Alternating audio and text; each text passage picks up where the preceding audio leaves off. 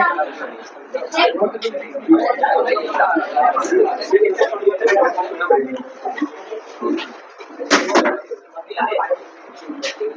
देखो ये condensation polymerisation में हम लोग एक एग्जांपल लेते हैं कंडेंस करने के लिए। क्या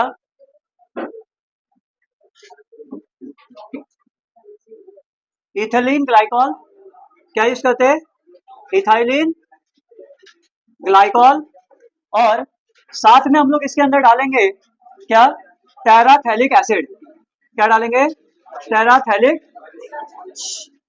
एसिड। बॉयज जब ये दोनों का आप लोग कंडेंस करोगे साथ में, तो बाय पॉलीमराइजेशन क्या हो जाएगा आपका? तीन टाइप के पॉलीमराइजेशन। पहला एडिशन जिसमें डबल बॉन्ड टूट के सिंगल बॉन्ड बना था। दूसरा रिंग ओपनिंग वाला जिसके अंदर रिंग को तोड़ दिया था और ओपन करके एक्सटेंड कर दिया था। और तीसरा टाइप है हमारा कंडेंसेशन जिसमें वाटर मॉलिक्यूल रिमूव करेंगे। कैसे निकलेगा वाटर? यहाँ कॉर्नर से H निकाल सकते हैं बच्चा, और इसके पास से क्या निकाल सकते हैं? OH निकाल सकते हैं। अगर ये OH के पास से H गया तो इस OH के पास से भी क्या जाएगा? अगर इस OH के पास, इस COH के साथ OH गया तो इसके पास से भी क्या जाएगा? OH। तो जो बचा वो लिखते हैं। क्या बचा इसके पास? O बचा है, बॉन्ड बना लिया। बगल में कौन है? उसके बगल में कौन है? इसके बगल में कौन बचा? ये किसके साथ चिपक रहा है? CO के साथ चिपक रहा है। OH गायब हो गया ना, चिपकेगा किसके साथ? CO के साथ चिपकेगा। तो क्या CO को हम लोग C डबल बॉन्ड और लिख सकते हैं क्या? क्या लिख सकते हैं क्या? इसके बगल में कौन है? Benzene ring. और इसके बगल में कौन है? क्या बचा? C double bond O। Bond को क्या कर दिया? एक्सटेंड। और ये हमारा क्या बन गया? इसका नाम क्या है? डेक्रॉन और टेरिलिन। डेक्रॉन या टेरिलिन, या फिर इसको हम लोग एक और चीज बोलते हैं, पॉलीस्टर। क्या बोलते हैं? पॉलिस्टर। जो पॉलिस्टर के कपड़े होते हैं आपके, वो यही है। किससे किससे बनते हैं आपके? किससे किससे बनते हैं? Ethylene glycol and terephthalic acid. किससे बनते हैं?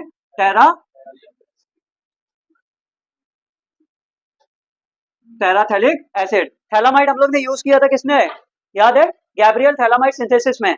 वहां पे कुछ इस पोजीशन पे दो ग्रुप अटैच रहते हैं, यहाँ पे सामने सामने है, इसके लिए इसको बोलते हैं टेराथैलिक एसिड। ठीक है, तो थैलिक एसिड से हम लोग का टेराथैलिक एसिड बना। इथिलीन ग्लाइकॉल और टेराथैलिक एसिड दोनों को कंबाइन किया तो हमारा क्या बना? डेक्रॉन या टेरिलीन, या फिर क्या बोल सकते हैं इसको? पॉलिस्टर। ठीक है, क्लियर है क्या? हाँ, चलो लिखो ये रिएक्शन। सब लोग लिखो, classification of polymers, classification of polymers on the basis of classification of polymer on the basis of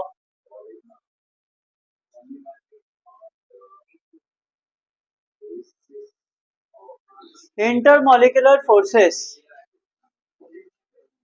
Intermolecular forces.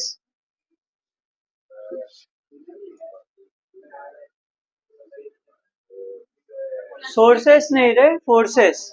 Force, intermolecular forces. पहला लिखो उसके अंदर elastomers. First, elastomers, ELASTOMERS, elastomers. The elasticity elastomers, the elasticity is the property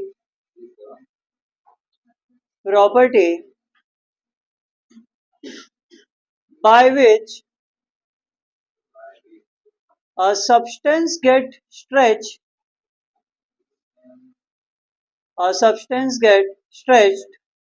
by external force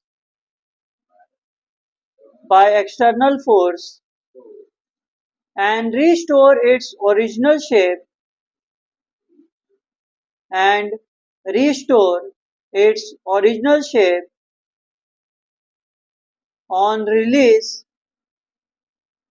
release of the force of that force. Restores its original shape on release of that force. Second point लिखो, the elastomer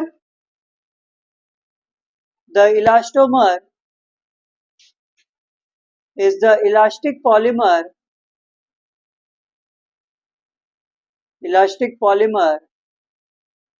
having weak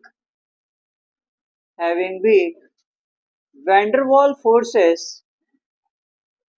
weak van der Waals,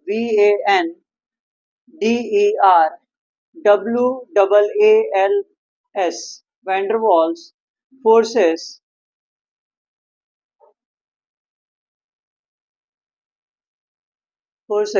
Example,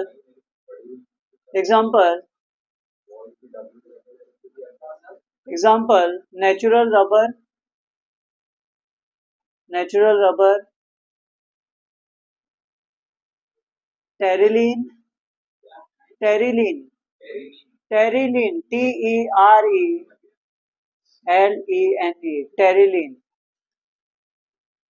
etc.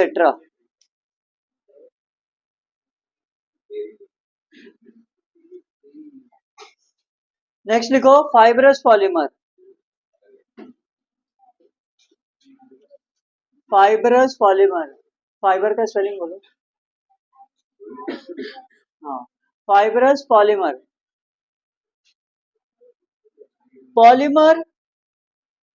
the polymeric solid,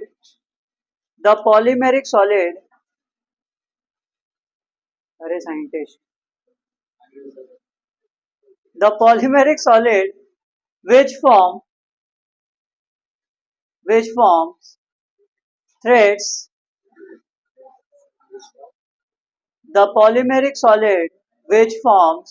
threads, are called fiber threads. रस्सी धागा, threads are called fibers. The fiber process high tensile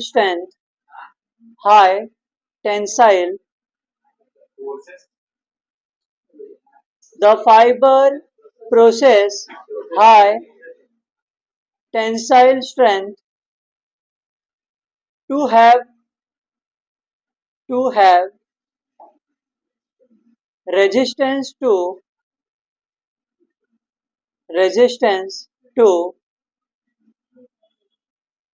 breaking under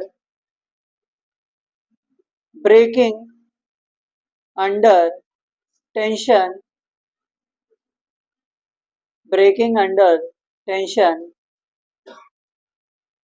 the strong intermolecular forces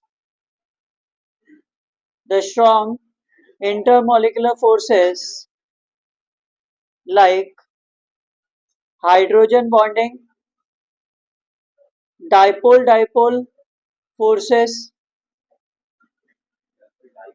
dipole forces. Due to this, strong intermolecular forces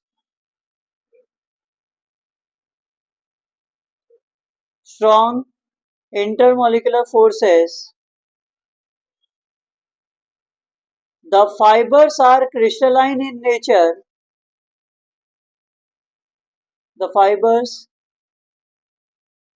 crystalline in nature. Example, nylon 66,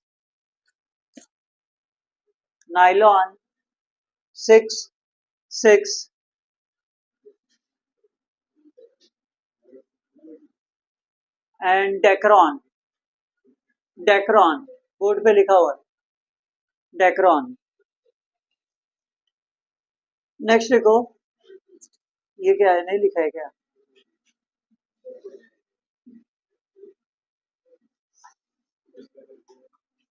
next लिखो thermoplastic polymer,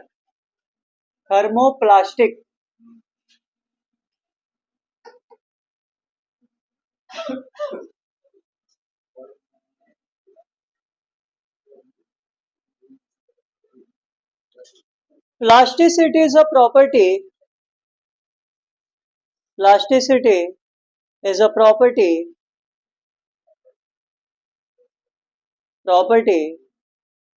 of being easily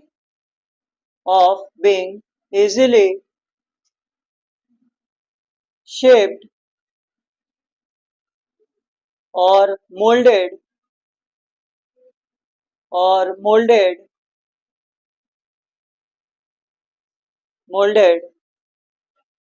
Thermoplastic polymer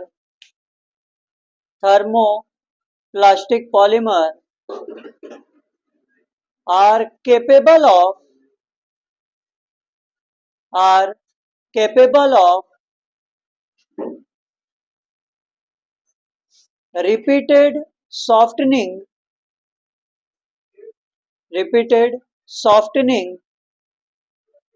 on heating repeated softening on heating and and hardening on cooling.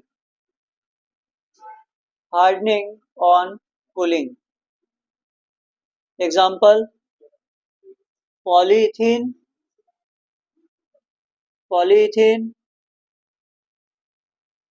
polyvinyl chloride,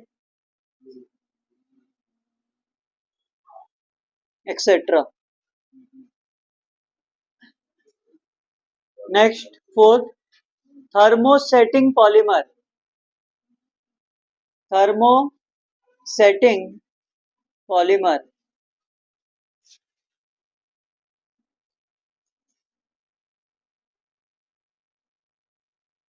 Thermosetting polymer are rigid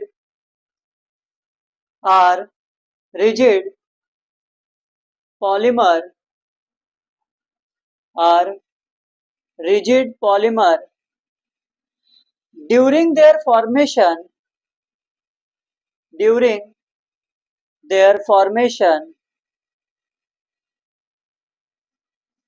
they have property of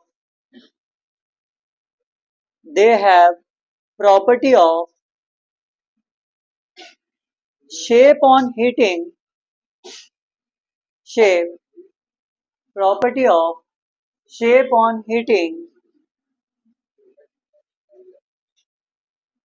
but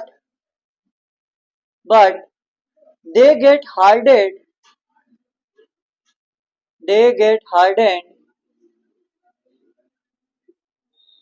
by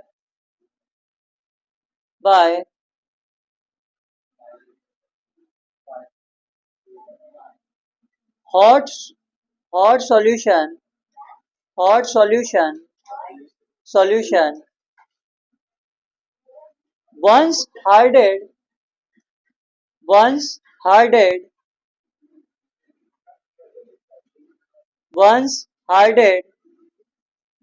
this become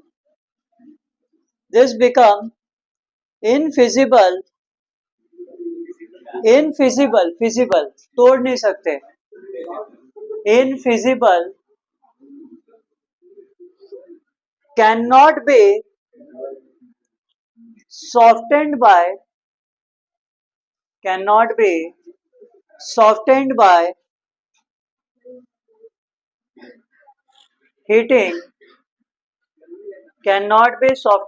heating, and therefore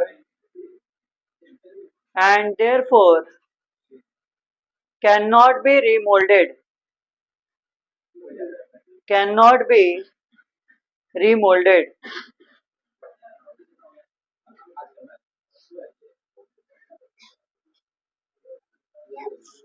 हाँ, अभी देखो ये चार चीजों को एक बार समझो. पहला क्या बोला है आपको? इलास्टिसिटी का मतलब क्या होता है? जब खींचोगे तो एक एक्सटेंट तक खींचेंगे और उसके जैसे ही छोड़ोगे वो वापस रिस्टोर हो जाएंगे उसके ओरिजिनल शेप में. कौन सा फोर्स होता है इसके अंदर? Van der Waals force. वैंडरवॉल फोर्स कैसा होता है? वीक. इसके लिए वो इजीली उसको हम लोग क्या कर सकते हैं? खींच सकते हैं. बराबर. वही अगर दूसरी की बात करेंगे, कौन सा हम लोग का? फाइबरस पॉलीमर, फाइबर मजबूत होते हैं, रस्सियां अपनी कैसे होते हैं, थ्रेड लाइक स्ट्रक्चर होते हैं, स्ट्रेट होते हैं एकदम, कैसे होते हैं, एकदम स्ट्रेट होते हैं, थ्रेड के जैसे एकदम स्ट्रेट होते हैं। इसके अंदर कौन से बॉन्डिंग होती है आपकी, हाइड्रोजन बॉन्डिंग हो सकती है या डाइपोल डाइपोल फोर्सेस इसके अंदर प्रेजेंट हो सकते हैं, जिससे बॉन्ड स्ट्रांग होने की वजह से इजीली उसको ब्रेक नहीं कर सकते, जैसे नायलॉन के धागे इजीली तो हो सकते हैं क्या, नहीं। इसके बाद आपका आता है थर्मोप्लास्टिक। थर्मोप्लास्टिक पॉलीमर क्या होते हैं, ऐसे पॉलीमर होते हैं, देखो प्लास्टिक को आप गर्म करोगे तो क्या होगा, पिघल जाएगा, हाँ, और उसको ठंडा करोगे वापस हार्ड हो जाएगा, फिर गर्म करोगे फिर से पिघल जाएगा, फिर ठंडा करोगे फिर से क्या हो जाएगा, फिर से ठंडा करोगे हार्ड हो जाएगा।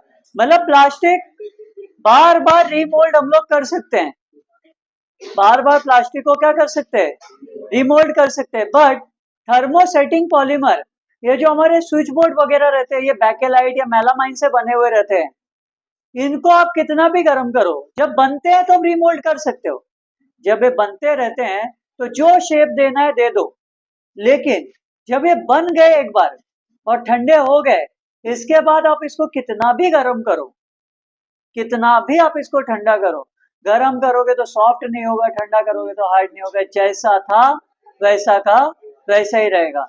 इसके लिए देखोगे जो हमारे स्विच बोर्ड रहते हैं वो थर्मोसेटिंग पॉलीमर होते हैं, कितना भी आग लग जाएगा सब जल जाएगा, लेकिन स्विच बोर्ड को कुछ भी नहीं होता। क्यों, क्योंकि वो थर्मोसेटिंग पॉलीमर है, हीट करने पे सॉफ्ट नहीं होता और कूल करने पे हार्ड नहीं होता। समझा ये चार। इसमें से थर्मोप्लास्टिक एंड थर्मोसेटिंग दोनों आपके मोस्ट इंपॉर्टेंट है, थर्मोप्लास्टिक एंड थर्मोसेटिंग दोनों को इंपॉर्टेंट मार्क करके लो। हाँ एग्जांपल लिख लो उसका, Bakelite, Bakelite, Bakelite BAKELIT switch board नाम है, एग्जांपल है बैकेलाइट। और दूसरा लिखो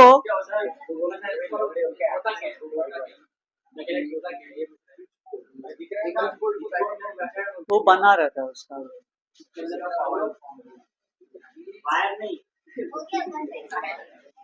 और लिखना है example melamine, melamine,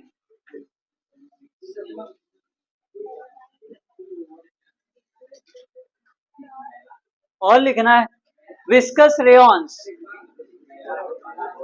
viscous rayon, viscose rayon, और लिखना है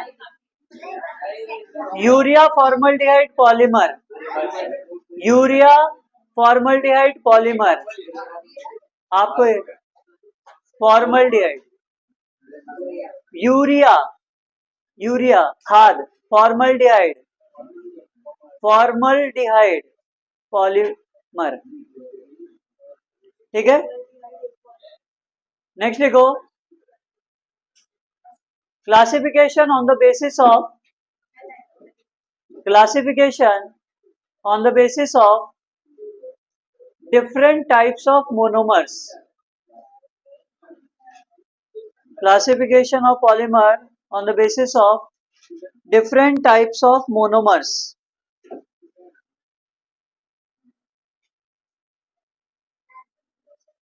polymer on the basis of different types of monomers,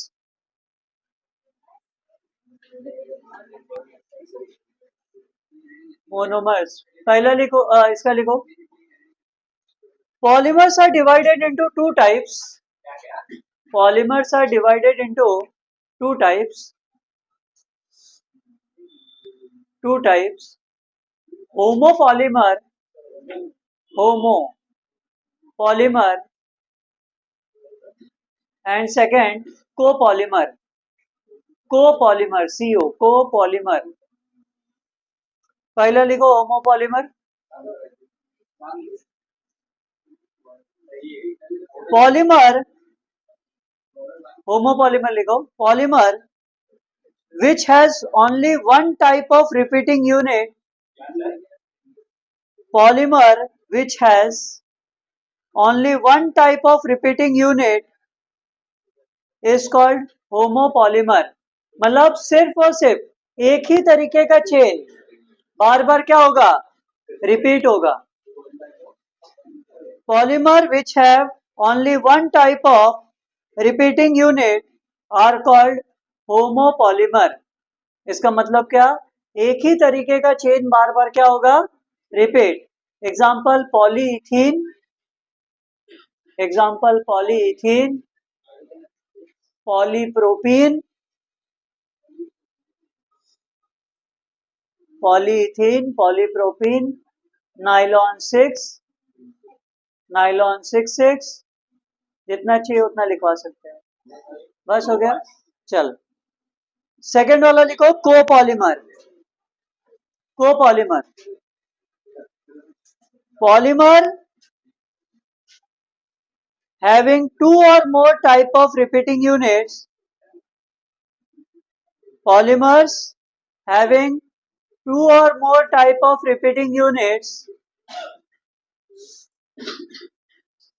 are called copolymer, are called copolymers. Example बुना S, BUNA, बुना हाइफन डाल के S, बुना S कॉमा बुना N एक्सेट्रा, बुना S बुना N.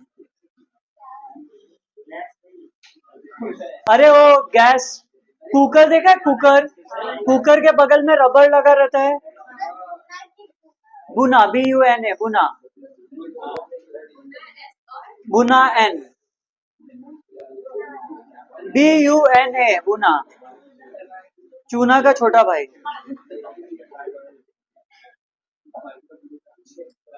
नेक्स्ट लिखो, classification of polymer,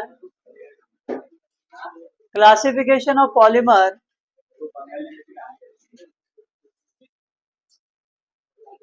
classification of polymer on the basis of biodegradability, biodegradability, biodegradability.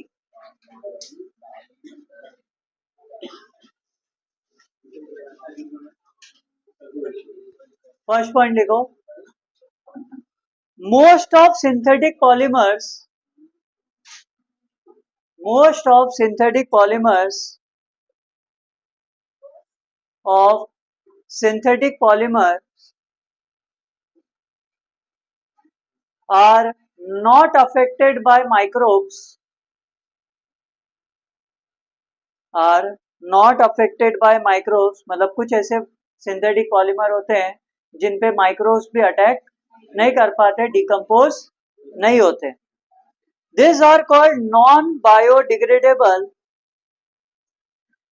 non-biodegradable polymers, non-biodegradable polymers.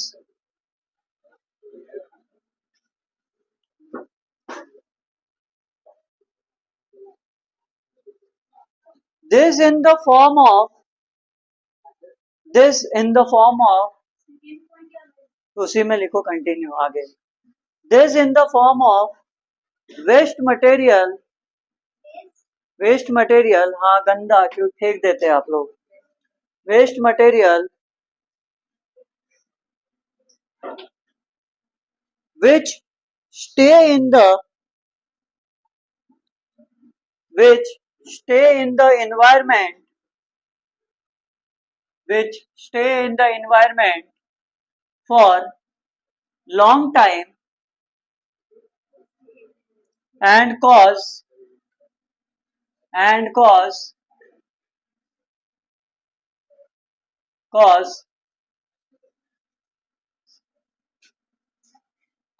hazard and cause hazard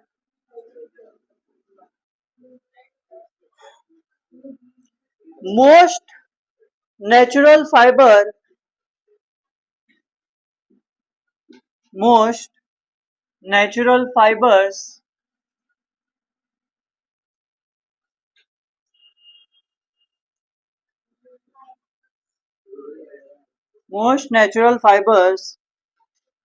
is contrast contrast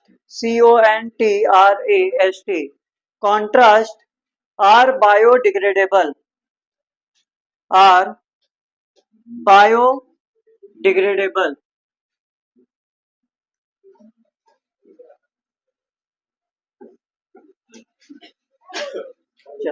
हाँ। Next rubber, समझा क्या होता है biodegradable, non biodegradable? Biodegradable वो होते हैं जो माइक्रोब के साथ एक्शन होके खराब हो सकते हैं, आपके डिकम्पोज हो सकते हैं। लेकिन नॉन बायोडिग्रेडेबल वो होते हैं जो कितना भी माइक्रोब अटैक कर दे और इजीली डिकम्पोज नहीं होंगे। अब आता है हमारा रबर। रबर किससे बनता है? रबर हमारा बनता है 2-मिथाइल क्या 2-मिथाइल ब्यूट 1,3 डाइन। किससे? 2 डाइन नहीं रे, 2-मिथाइल ब्यूट 1,3 डाइन। या फिर इसका एक और नाम हो सकता है हमारा नियो, इसका नाम हो सकता है हमारा आइसोप्रीन। क्या नाम है इसका? आइसोप्रीन। अब जब इसको हम लोग पॉलीमराइजेशन करेंगे, क्या करेंगे? पॉलीमराइजेशन, तो क्या होगा? डबल बॉन्ड एक्सटेंड होगा। मतलब ये डबल बॉन्ड यहां जाएगा, ये डबल बॉन्ड आगे एक्सटेंड होगा। n नंबर ऑफ ले लिया, तो यहां से बॉन्ड हमारा एक्सटेंड होके आगे से आया, CH2 हो गया। डबल बॉन्ड का क्या हो गया? ऊपर CH3 हो गया, बगल में यहां क्या आ जाएगा? Double bond CH, single bond CH2। इसी तरीके का रिंग आपका कंटिन्यू क्या होते रहेगा? चलता रहेगा। तो ये क्या बना देगा हमारा? Natural rubber. ये क्या बनेगा हमारा? या फिर इसको हम लोग बोलते हैं नियोप्रीन। क्या बोलते हैं इसको? नियोप्रीन। तो आइसोप्रीन से हमारा क्या बनता है? नियोप्रीन। या फिर 2-मिथाइल ब्यूट 1,3 डाइन से हमारा क्या बनता है? Natural rubber. तो नेचुरल रबर बनाने के लिए प्रोसेस सेम। अगर वॉल्कनाइजेशन ऑफ रबर करना है तो रबर हमारा लेटेक्स से बनता है, उसका मेन मॉलिक्यूल आपका आइसोप्रीन है। तो हम लोग आइसोप्रीन फिर से ले लेते हैं, मतलब CH3 CH2 double bond C, CH3 single bond CH double bond CH2 n number. Volcano से कौन सी गैस निकलती है? सल्फर। तो इसके अंदर हम लोग पॉलीमराइजेशन करेंगे एंड 40 to 45% तक मैक्सिमम सल्फर हम लोग इसके अंदर यूज करेंगे। क्या यूज करेंगे? कितना? 40 to 45% क्या यूज करेंगे? सल्फर यूज करेंगे। जैसे सल्फर डालेंगे सेम चीज होगा, डबल बॉन्ड टूटेगा, सिंगल बॉन्ड बनेगा, double bond extend CH2 CH3 double bond ऐसा बनना चाहिए, CH सिंगल बॉन्ड CH2। लेकिन क्या होगा यहाँ पे? ये डबल बॉन्ड टूटेगा, इससे जो बॉन्ड बनाएगा वो कौन बनाएगा? सल्फर। यहाँ पे भी बॉन्ड टूटा हुआ है, बचा हुआ है, यहाँ पे भी कौन बनाएगा? सल्फर। ये सेम दूसरे मॉलिक्यूल के साथ इसी तरीके का आपका क्या बना सकता है? बॉन्डिंग आपका बना सकता है। मतलब आपका ये चेन कुछ इसी तरीके से आपका कंटिन्यू चलता रहेगा नेटवर्क में, और सल्फर के वजह से आपका क्या बन जाएगा? Volcanic rubber. मतलब वॉल्केनिक रबर बनाना है तो हम लोग क्या यूज करेंगे उसके अंदर? सल्फर। क्या यूज करेंगे? जितना ज्यादा परसेंटेज ऑफ सल्फर रहेगा उतना ही आपका धीरे धीरे रबर हार्ड होते जाएगा। अगर 102% आपने सल्फर डाला तो आप जो इरेजर यूज करते हो रफ करने के लिए वो बन जाएगा। अगर सल्फर बढ़ाते जाओगे तो हार्डनेस आपका रबर का क्या होते जाएगा, बढ़ते जाएगा। क्लियर है क्या? हाँ, लिखो।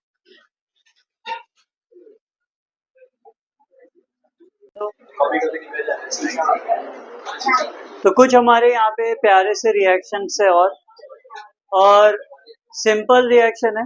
देखो इथीन जो है, पॉलीथीन, ये दो टाइप के होते हैं।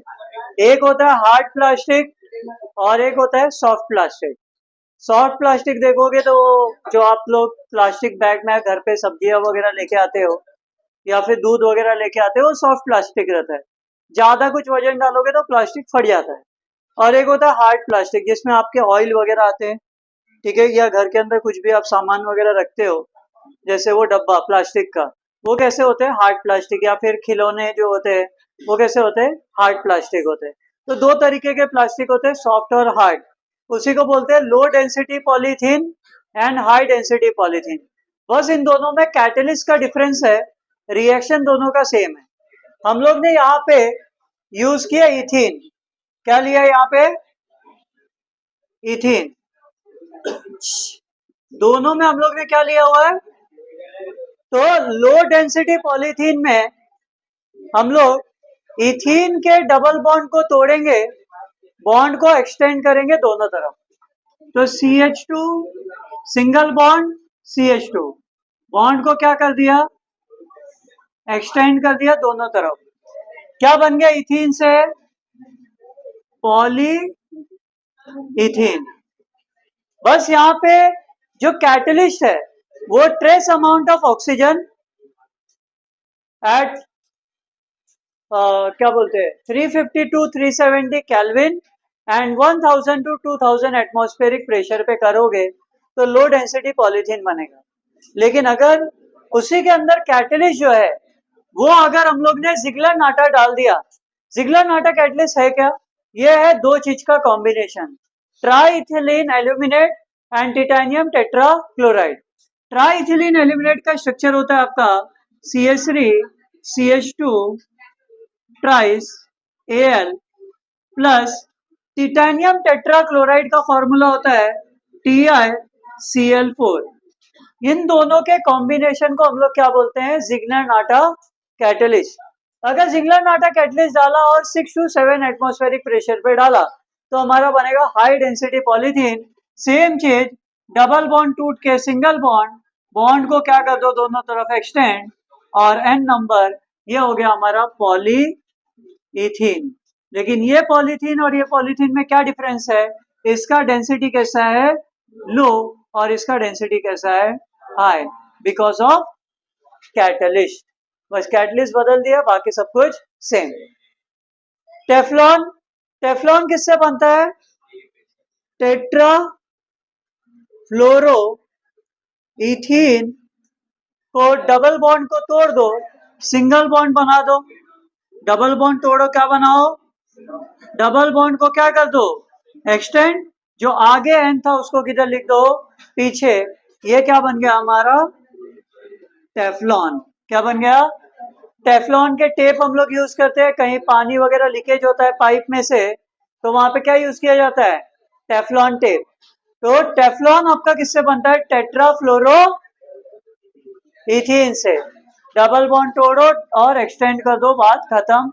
इससे ज्यादा रिएक्शन इसके अंदर नहीं है। इसका दूसरा नाम क्या हो सकता है, पॉली टेट्रा फ्लोरो इथीन। अब एक आपका रिएक्शन कि यहाँ पे आपके पास है एक्रिलोनाइट्राइल। क्या है आपके पास, एक्रिलोनाइट्राइल मतलब इथाइल साइनाइड। डबल बॉन्ड तोड़ो, सिंगल बॉन्ड बनाओ, क्या बन जाएगा, पॉली एक्रिलोनाइट्राइल। आपने सुना एक्राइल के स्टैचूज होते हैं, वो जो जिसपे कपड़े लटकाए रहते हैं, पुतले वगैरह शोरूम के बाहर, वो एक्राइल के बने हो रहते हैं। और एक्राइल किससे बना है, एक्रिलोनाइट्राइल। एक्रिलोनाइट्राइल का फॉर्मूला क्या है, CH2 double bond CH cyanide. Double bond तोड़ो, एक्सटेंड कर दो, N नंबर ऑफ, क्या बन जाएगा आपका, पॉली एक्रिलोनाइट्राइल, जिसका यूज किसके लिए किया जाता है, स्टैचूज वगैरह बनाने के लिए कपड़े जिसपे हैंग करते हैं। हाँ बोलो। हाँ, एक्रिलोसाइनाइड नहीं बोल सकते, इसको बोल सकते हैं साइनोइथीन। तो सिंगल बॉन्ड है लेकिन डबल बॉन्ड से एक्सटेंड हुआ है। इस चैप्टर में जो नाम है वही रहेगा, वहां पे बदलेगा नहीं। हाँ, वही रखने का नाम, बस पॉलीवर्ड यूज करना है आगे। बस आगे क्या यूज करना है? पॉलीवर्ड, बस खत्म। ठीक है, लिखो ये सब। नेक्स्ट आपका रिएक्शन आता है नाइलॉन 66।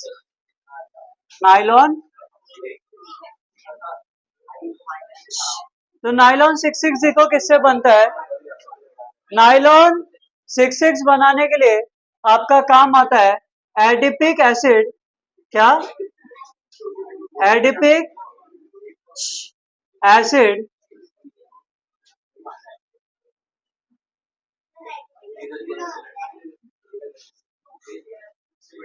और हेक्सामिथाइलिन डायअमाइन।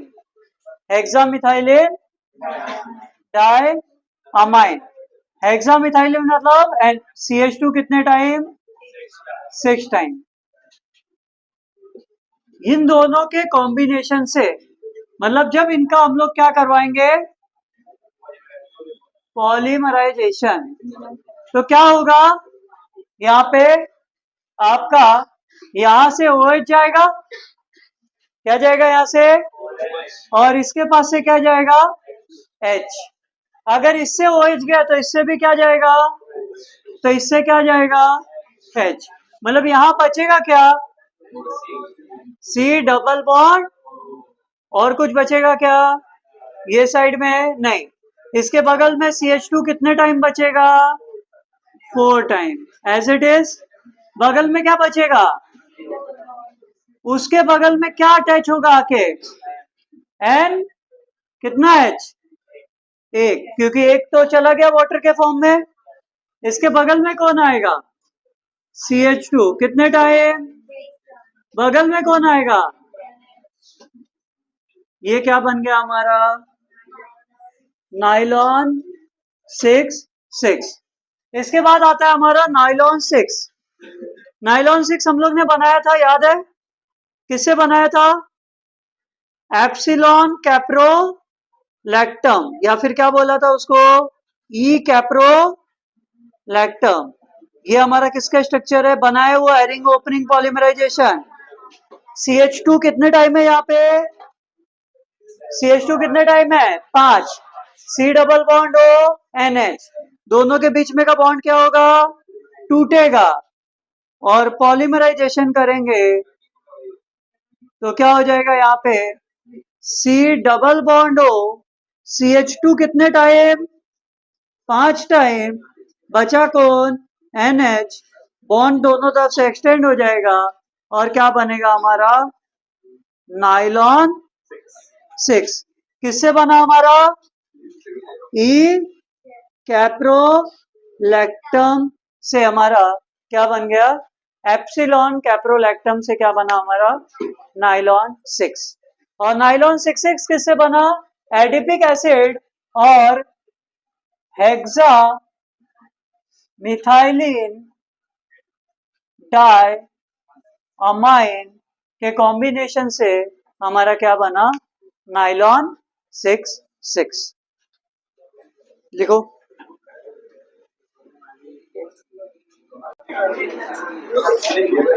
बुना S। ए बुना, यहाँ देखो।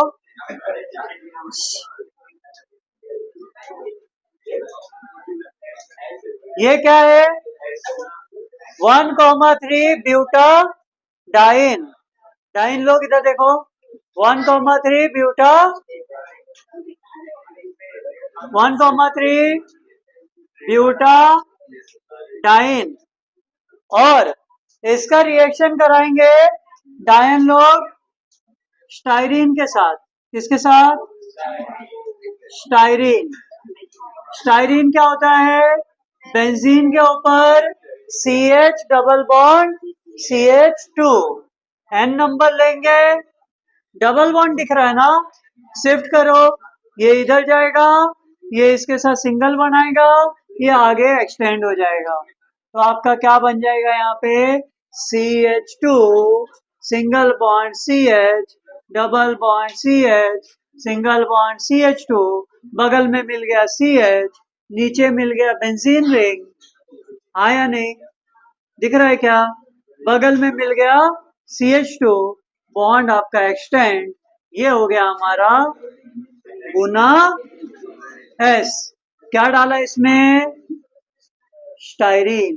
क्या डाला, और वही अगर बनाना है गुना N तो वही लेंगे हम लोग, क्या 1,3 ब्यूटा डाइन, और इसमें डालेंगे एक्रिलो नाइट्राइल।